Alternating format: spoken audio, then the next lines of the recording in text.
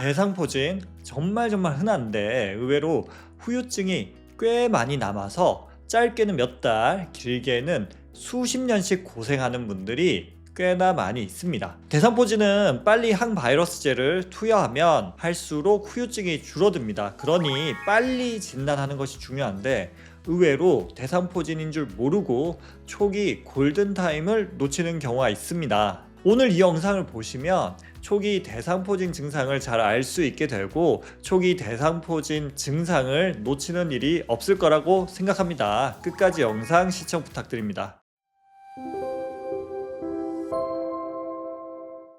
안녕하세요. 여러분의 뇌 건강 가이드 신경과 전문의 박재현입니다. 저는 17년차 신경과 의사하고 삼성 서울병원을 거쳐서 지금 삼성 스마트 신경과에서 근무를 하고 있습니다. 오늘은 대상포진 통증에 대해서 알려드리도록 하겠습니다. 저희 신경과에도 대상포진 환자들이 많이 옵니다. 대상포진은 사실 저희 신경과에서도 보지만 피부과나 마취 통증의학과 여러 과에서 걸쳐서 보기도 하는데요. 저희 신경과에서는 주로 진단을 담당하는 역할 그리고 통증 조절을 담당하는 역할을 하고 있습니다. 특히 초기에 피부 발진 이전에 통증이 먼저 오는 분들이 워낙 많고 그런 분들은 대상포진 진단이 좀 어려운 경우가 있거든요. 그런 분들을 저희 신경과에서 진단하는 경우가 많습니다. 대상포진 증상 겪어보시거나 주위에 대상포진 알아보신 분들이 많이 있을 거라고 생각합니다. 한쪽에 주로 심한 신경통이 생기고 그러다가 며칠, 주로 3일에서 7일 후에 피부 발진이 생기고 수포가 생기는 거죠. 이런 증상이 많이 있을 텐데 오늘 진단한 환자분도 사실은 며칠 전에 머리가 아파서 왔습니다. 이쪽 이마 쪽 머리가 아파서 오셨는데 증상이 딱 신경통 증상이고 피부 발진, 수포는 없긴 했었지만 제 생각에는 대상포진 초기 증상일 가능성이 있어서 피부 발진 올라오기 전에 조기에 항바이러스 약을 투여하기 시작했죠. 사실 그분은 대상포진 좀 심하게 오신 편이어서 이후에 막 발진 심해지고 붓기도 심해지고 각막에도 손상이 있었는데 다행히 저희 쪽에 빨리 와서 대상포진 항바이러스 약을 빨리 먹었으니까 아마도 후유증 남을 확률이 많이 줄어들지 않았을까 합니다. 그런데 대상포진 이야기를 하면 어차피 나는 젊으니까 상관없어 라고 생각하시는 분이 있을까봐 또 그림 하나를 준비했습니다. 우리나라 건강정보심사평가원에서 조사한 대상포진 연령별 발생률입니다. 생각보다 20대, 30대, 40대 젊은 분들이 대상포진 많이 걸리는 것을 확인할 수가 있습니다. 50대까지 포함하면 60대 이후보다 그 전에 전체 대상포진 환자 수의 반 이상이라는 것을 알 수가 있죠. 20, 30대 합치면 16%, 40대까지 합치면 32%나 되는 많은 젊은 분들도 대상포진에 걸린다는 것입니다. 그래서 대상포진은 단순히 나이 많은 사람들만 걸리는 것이 아니라 젊은 분들도 의외로 면역에 크게 문제가 없는 분들도 대상포진이 걸릴 수 있다 알고 계시면 좋겠습니다. 그래서 오늘은 대상포진, 피부 발진 생기기 전에 나타나는 초기 증상에 대해서 집중적으로 알려드리도록 하겠습니다. 그러면 먼저 대상포진이 어떤 병인지 알아야 되겠죠. 대상포진은 수두 혹은 대상포진 바이러스가 우리 몸에서 일으키는 문제입니다. 대상포진 바이러스가 처음에 우리 몸에 들어올 때는 수두라고 해서 전신에 발진이 나타납니다. 근데 요새는 워낙 수두 백신도 맞고 하기 때문에 수두라는 현상 없이 몸 안에 대상포진 바이러스를 가지고 있는 사람이 우리나라 전체 인구의 98%가 넘습니다. 그러면 그 대상포진 바이러스는 마치 간첩처럼 우리 신경세포 속에서 숨어서 살게 됩니다. 평생 문제를 일으키지 않고 살기도 하고요. 어느 순간에 문제를 일으키기도 합니다. 그림을 보시면 왼쪽 아래쪽에 보면 제가 파란 박스를 쳐놓은 곳 여기가 바로 신경뿌리입니다. 이 신경세포 속에 바이러스가 스파이처럼 숨어서 살고 있는 거죠. 그러다가 어느 순간에 증식, 수가 많아지게 됩니다. 보통 면역력이 떨어지는 경우에 흔하게 나타나죠. 항암 치료를 받는다든지 다른 병이 있다든지. 하지만 아까 말씀드린 대로 다른 병이 없는 상황에서도 대상포진 바이러스는 활발하게 활동을 하기도 합니다. 바이러스가 늘어나니까 우리 몸에서는 염증 반응이 일어납니다. 이게 무슨 얘기냐 그러면 이 건물에 적군, 스파이가 들어왔어요.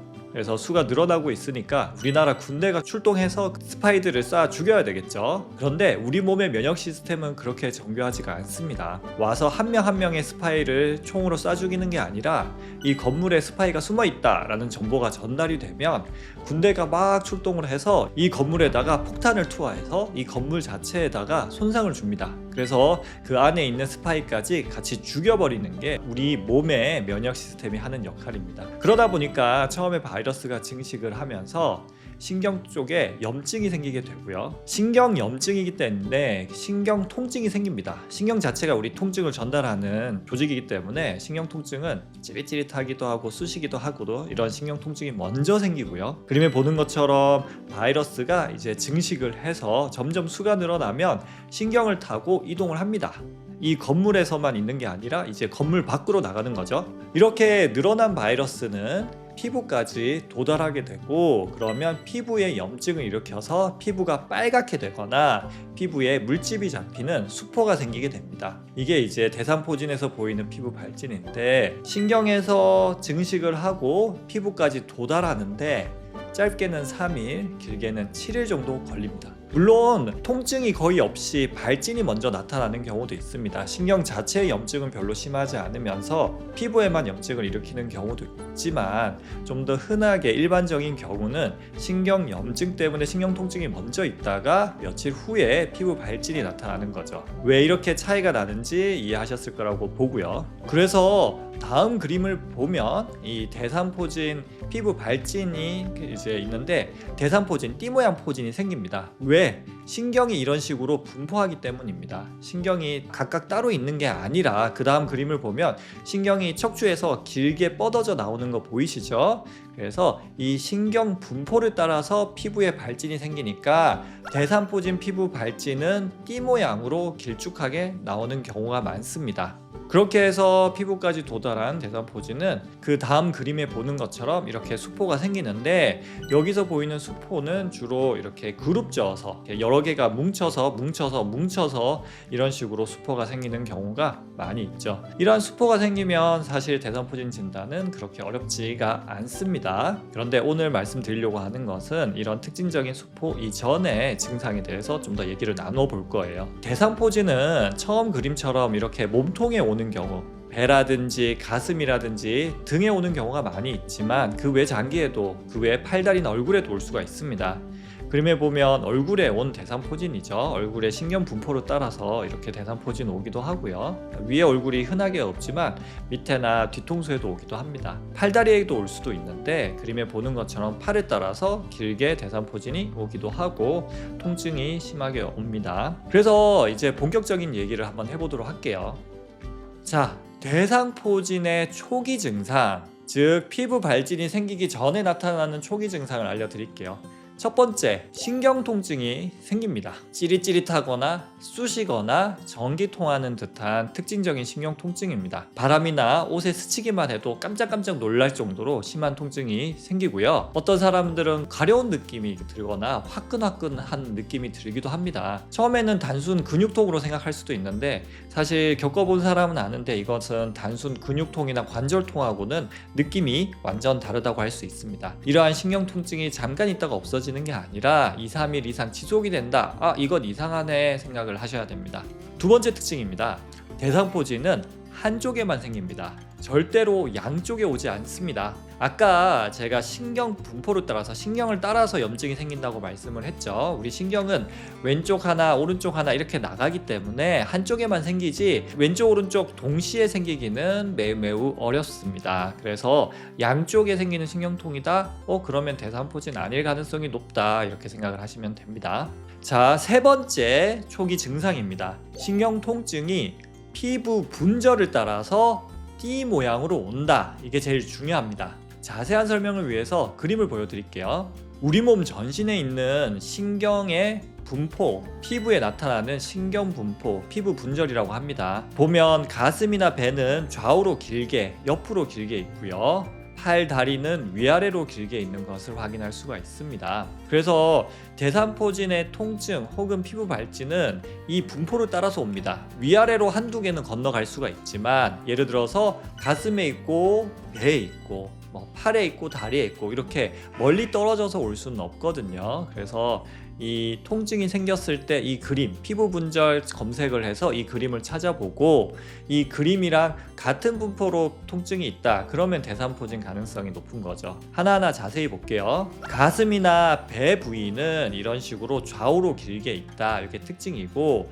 근데 등이랑 가슴은 한 영역입니다. 그래서 등부터 해서 가슴까지, 허리부터 해서 배까지 이런 식으로 아플 수가 있고, 이런 식으로 피부 발진이 있을 수 있고요. 그 다음에 볼 것은 팔과 다리입니다. 팔과 다리의 특징은 배 가슴보다 훨씬 더 넓고 길다는 겁니다. 그림에서 보면 하나하나가 넓죠. 특히 다리 쪽은 하나가 되게 넓습니다. 그래서 팔 같은 경우에는 목부터 해서 팔까지 가고, 다리 같은 경우에는 허리나 엉치, 엉덩이부터 다리를 따라서 옆이나 앞이나 뒤쪽으로 내려가게 됩니다.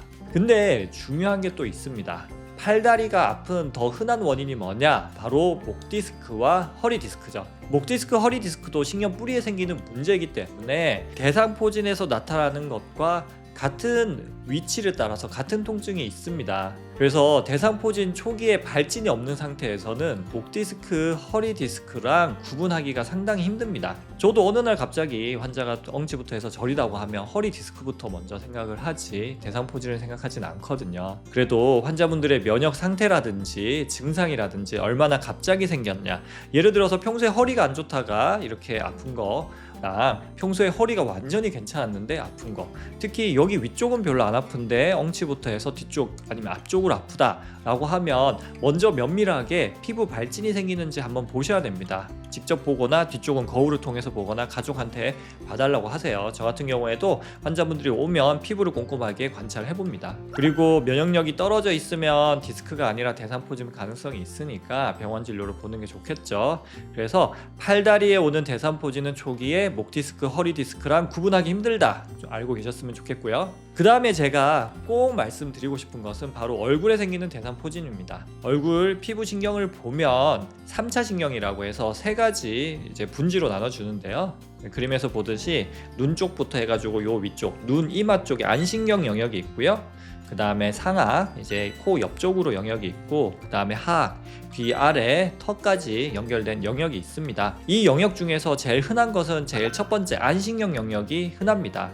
그 다음 그림을 보면 이렇게 눈 주위에서 이마까지 이렇게 발진이 있는 것을 확인할 수가 있습니다. 그래서 얼굴에도 이런 피부 분포를 따라서 한쪽에만 통증이 생긴다, 그게 신경통증이다, 이럴 때는 단순 두통이라든지 긴장형 두통을 생각할 게 아니라, 혹은 눈 문제를 생각할 게 아니라 꼭 대상포진을 생각을 하셔야 되고, 발진이 나타나면 바로 항바이러스제를 먹는 것이 좋고요. 때로는 발진 전에 강하게 의심이 되면 항바이러스제를 처방하기도 합니다. 특히 이제 눈 주위에 오는 대상포진은 각막도 손상을 시켜서 시력 저하라는 후유증이 남기도 합니다. 대상포진이 제일 무서운 후유증은 통증인데 시력 저하까지 추가로 있을 수 있으니까 더 무섭다고 할 수 있고, 얼굴에 생기는 대상포진은 제 경험상 다른 부위보다 통증 후유증이 남는 경우가 더 많습니다. 그리고 귀부터 해서 이렇게 오는 대상포진도 있죠. 특히 귀부터 해서 오는 대상포진은 안면신경을 같이 손상을 시켜서 안면 마비랑 같이 오는 람세이 헌트 증후군이라고 하는 게 있습니다. 최근에 온 환자분도 작년에 이 귀부터 해서 오는 얼굴 대상포진이 생겼고 안면 마비가 같이 오셨는데, 통증은 그래도 어느 정도 잡혔는데 안면 마비가 후유증으로 남아서 고생을 많이 하고 계셨습니다. 그래서 얼굴 쪽에 오는 대상포진, 귀부터 시작하는 대상포진이든 눈 주위에서 시작하는 대상포진이든 초기에 빨리 치료하는 게 너무너무 중요하다, 꼭 알고 계셨으면 좋겠습니다. 네 번째로 말씀드릴 대상포진의 초기 증상은 이제 전신 증상입니다. 이열이 나거나 추위를 느끼는, 오한을 느끼거나 몸살 기운 역시 동반 가능합니다.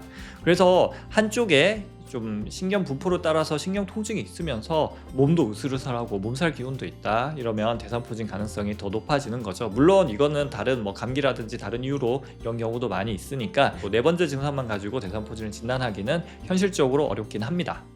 자, 이제 대상포진의 초기 증상에 대해서 설명을 드렸는데, 치료에 대해서 잠깐만 말씀드리면, 대상포진은 초기 치료가 중요합니다. 항바이러스제라는 좋은 약이 있는데 이 약은 발진이 생기고 72시간 내에 먹어야지 합병증 예방 효과가 있는 것으로 연구되었고, 당연한 얘기지만 72시간 이내 먹는다고 다 똑같은 게 아니라 1시간이라도 하루라도 빨리 먹으면 먹을수록 효과가 더 좋습니다. 고령인 경우에 후유증이 더 많이 남으니까 하루라도 빨리 먹는 것을 권유드리고요. 그리고 또 중요한 게 대상포진은 예방접종이 효과가 정말 좋습니다. 특히 최근에 나온 예방접종 같은 경우에는 그 예방률이 94% 이상 될 정도로 효과가 좋거든요. 그래서 만 50세 이상이면 꼭 예방접종을 하시고요. 만 50세가 안 되더라도 대상포진을 과거에 걸렸다 라고 하면 예방접종 하시는 것이 좋습니다. 간혹 나 옛날에 대상포진 걸렸으니까 예방접종 안 해도 되는 거 아닙니까? 이렇게 얘기하시는 분들이 있는데 아닙니다. 한번 대상포진이 걸린 사람일수록 그 다음에 대상포진 걸릴 확률이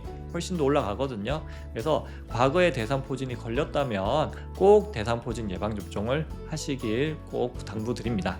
자, 정리를 해볼게요. 한쪽만 통증이 생겼다. 그게 신경분포를 따라서 아픈데 찌릿찌릿하거나 콕콕 쑤시거나 가렵거나 화끈화끈하거나 하는 신경통증이다. 그렇다고 하면 대상포진 가능성이 무지 높습니다. 이런 경우에는 빨리 병원에 가서 대상포진 가능성에 대해서 상의를 하시고 수포가 나타나는지 면밀하게 보고 빠른 시일 내에 항바이러스제를 먹는 것이 중요합니다. 대상포진 합병증, 대상포진 후 신경통의 통증은 생각보다 너무너무 심하고 너무너무 오래 갑니다. 제 환자분들 중에서도 벌써 10년 넘게 이 대상포진 통증으로 고생하는 분들을 보면 제가 정말 마음이 아프고 초기 치료가 정말 중요하다는 것을 다시 한번 생각하게 됩니다. 그래서 오늘 말씀드린 영상을 꼭 잘 기억하셨다가 대상포진이 생기면 빨리 치료 받으시고요. 주위에 나이가 많으시거나 면역력이 떨어지시는 분들이 있으면 이 영상을 공유해서